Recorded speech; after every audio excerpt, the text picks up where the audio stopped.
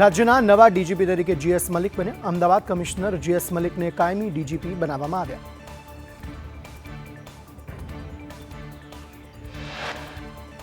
અમદાવાદને મળશે નવા પોલીસ કમિશનર. સિનિયર આઈપીએસ અધિકારીઓ રેસમાં સામેલ. સોમવારે જીએસ મલિક ચાર્જ છોડશે.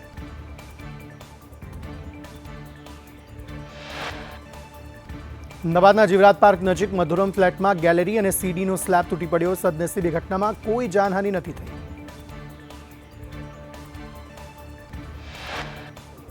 આસારામ આશ્રમ નજીક શિવનગરમાં ડેપ્યુટી મ્યુનિસિપલ કમિશનરે વધારાનું બાંધકામ દૂર કર્યું. કોર્ટથી રાહત ન મળતા કાર્યવાહી કરાઈ. અસરગ્રસ્તોને 61 ચોરસ મીટર નવી જગ્યા અપાશે.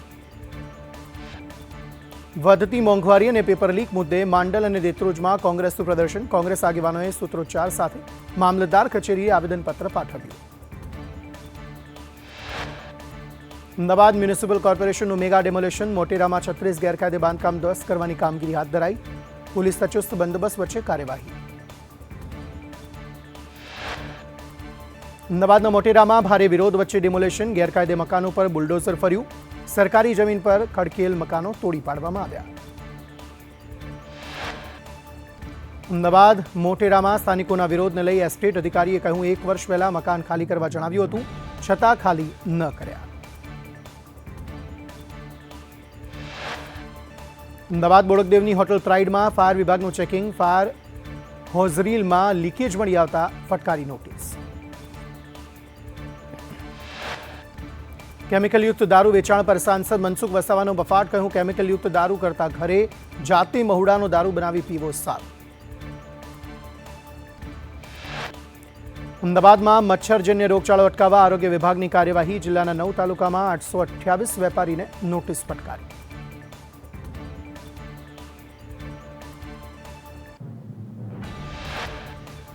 મુખ્યમંત્રી ભૂપેન્દ્ર પટેલે વિકાસ કાર્યોની સમીક્ષા કરી. સાબરમતી રિવરફ્રન્ટ પ્રોજેક્ટનું નિરીક્ષણ કર્યું. કાર્યો સમય મર્યાદામાં પૂર્ણ કરવા સૂચના આપી. માણસા ખાતે મુખ્યમંત્રીની હાજરીમાં yoga for healthy ageing theme પર વિશ્વ યોગ દિવસની ઉજવણી થશે. ઈંધણ બચત માટે પબ્લિક ટ્રાન્સપોર્ટ કે સાયકલનો ઉપયોગ કરવા અપીલ કરી. રાજકોટના અમીન માર્ગ પર એક ટ્રક ખાડામાં ફસાયો. કોર્પોરેશનનું જ ડ્રેનેજ વાહન ફસાયું. પ્રી મોન્સૂન કામગીરી દરમિયાન ઘટના બની.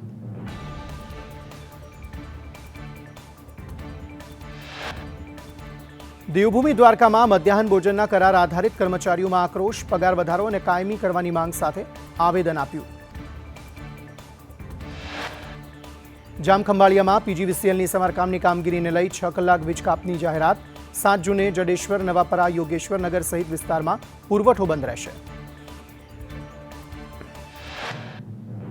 ભાવનગરમાં કૃષિમંત્રીની અધ્યક્ષતામાં રખડતા આંખલાઓ મુદ્દે જીતુ વાઘાણીએ કહ્યું ગૌશાળા જેવી નંદી શાળા બનાવવા કલેક્ટરોને જમીન શોધવા સૂચના અપાઈ છે.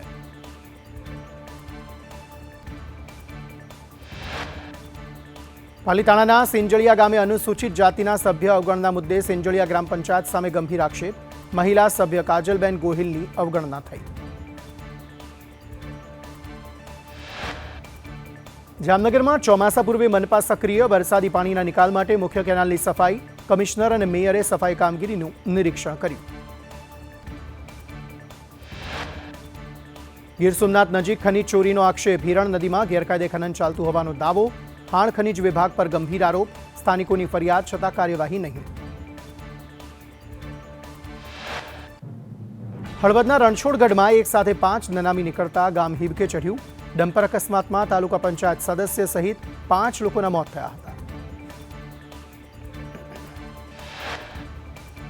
ભૂતિયા ડિમોલેશનને લઈ કાર્યપાલક ઇજનેર રામજીવાલાએ ઉડાઉ જવાબ આપ્યા. કહ્યું કે મને એટલી ખબર છે કે ડિમોલેશન એસએમસીએ નથી કર્યું. ડિમોલેશન કોણ કરી ગયું એ અમારો પ્રશ્ન નથી.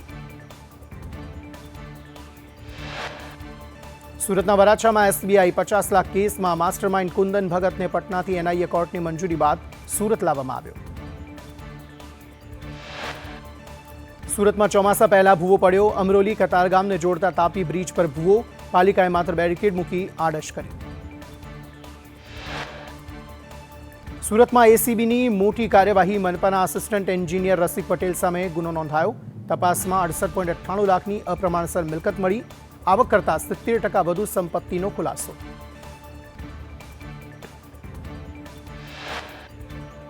સુરત મનપાની સંકલન બેઠકમાં કુમાર કાનાણીએ ડેમોલેશન મુદ્દે અધિકારીઓ પર આક્ષેપ કર્યા. અધિકારી એક બાંધકામના 25 લાખ રૂપિયા લે છે, રૂપિયા આપે છે, તેમનું ડેમોલેશન નથી કરાતું. બરોડાના સાવલીમાં સગીરા અપહરણ કેસમાં સગા જમાઈએ સગીરાને લગ્નની લાલચ આપી મંજુસર પોલીસ મથકે પરિવારે ફરિયાદ નોંધાવી. વડોદરા મહાનગરપાલિકા 5 સ્થળે પ્રાકૃતિક બજાર બનાવશે. વચેટિયાઓ વિના ખેડૂતો જાતે જ પોતાના ઓર્ગેનિક શાકભાજી વેચી શકશે.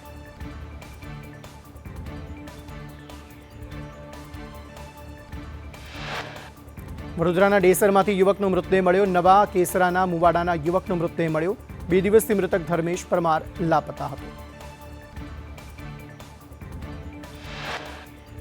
ભુજમાં વર્ષોથી બંધ સિટી બસ સેવા ફરી શરૂ કરવા માંગ તેજ બની. વિદ્યાર્થીઓ, મહિલાઓ અને નોકરિયાતોને રાહત માટે સંઘર્ષ સમિતિએ નગરપાલિકાને આવેદન આપ્યું.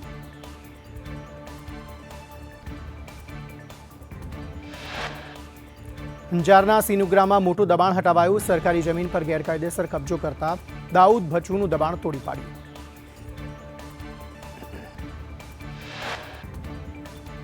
વધતી મોંઘવારીને લઈ સાબરકાંઠામાં કોંગ્રેસનો અનોખો વિરોધ. કોંગ્રેસના આગેવાનો અને કાર્યકર્તાઓ દ્વારા બળદગાડામાં વિરોધ સરઘસ કાઢવામાં આવ્યું.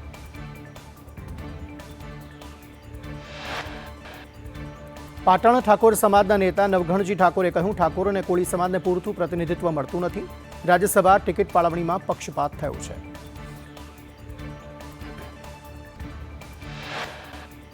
છોટાઉદેપુરમાં પાલિક પ્રમુખ જાતિના દાખલા જમા ન કરતા નોટિસ પાઠવાઈ. પ્રમુખ મંજુલાબેનના ઘરે નોટિસ ચોંટાડાઈ. પંચમહાલના હાલોલમાં નોકરી કૌભાંડમાં છેતરપિંડીનો આંકડો 1.5 કરોડે પહોંચ્યો. ભેજા બાદ ભરત પરમાર પોલીસ કસ્ટડીમાં. ગુજરાતમાં 15 જૂન બાદ બેસશે ચોમાસું. સૌરાષ્ટ્ર અને દક્ષિણ ગુજરાતમાં વરસાદ રહેશે. અમદાવાદમાં ઉકળાટ સાથે ગરમી રહેવાની હવામાન વિભાગની આગાહી. હવામાન નિષ્ણાત અંબાલાલ પટેલની આગાહી. આગામી દિવસોમાં ગરમીમાં વધારો થશે. ઉત્તર મધ્ય અને પૂર્વ ગુજરાતમાં 42-43 ડિગ્રી તાપમાન રહેશે. જૂન અંતમાં ગુજરાતમાં ચોમાસાની થશે પધરામણી. જુલાઈમાં સારો વરસાદ રહેવાની શક્યતા. ઓક્ટોબર સુધી વરસાદી સિસ્ટમ સક્રિય રહેવાની આગાહી. 17 રાજ્યોમાં ભારે વરસાદી ચેતવણી. વાવાઝોડા સાથે ભારે વરસાદની ચેતવણી જાહેર.